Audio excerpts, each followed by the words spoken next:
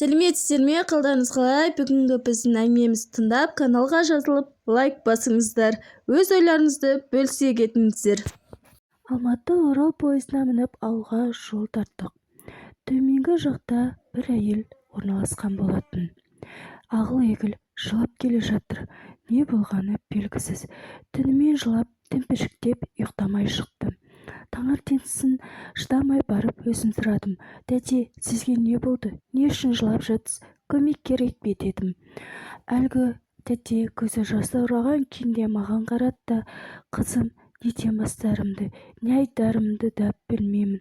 Ішім жанып, жүрегім өртеніп бара жатыр деді. Содан үнсіз оқиғасын тыңдай бастадым. Мен үйдің жалғыз қызы едім.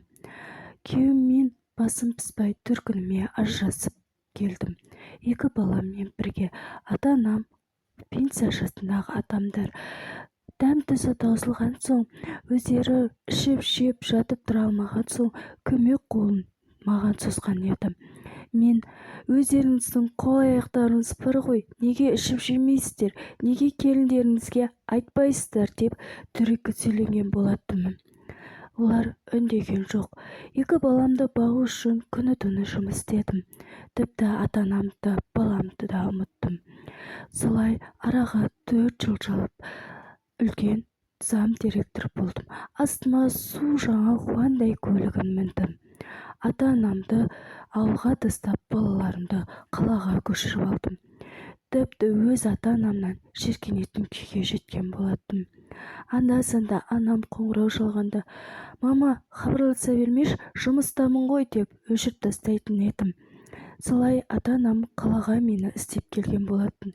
Не үшін іздеп келдіңіздер? Не бар мынау қалада? Неге ауылда тұра бермейсіздер деп мен қатты дөрекі сөйлеп, пәтерге кіргізбей ауылға шығарып салған болатын. Солай жүріп, бірде телефоныма SMS келді. Ажар, үйге тез қайт, анам дүниеден өтті деген інімнің хаты еді. Төбемнен біреу мұздай су құйып жібергенде дереу ауылға құстай ұшып бардым. Шынымен де тәп-тәтті ұйқыда жатқан анамды көрдім.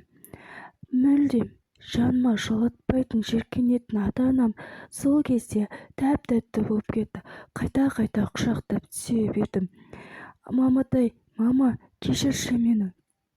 Өтінем, кешірші деп жылай бердім. Міне қазір соны өзінің туған жері Орал қарасына жерлеуге апара жатырмыз деді.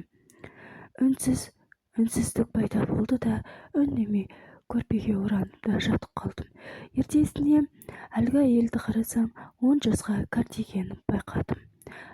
Сол үшін де бардың қадірін біліңіздер.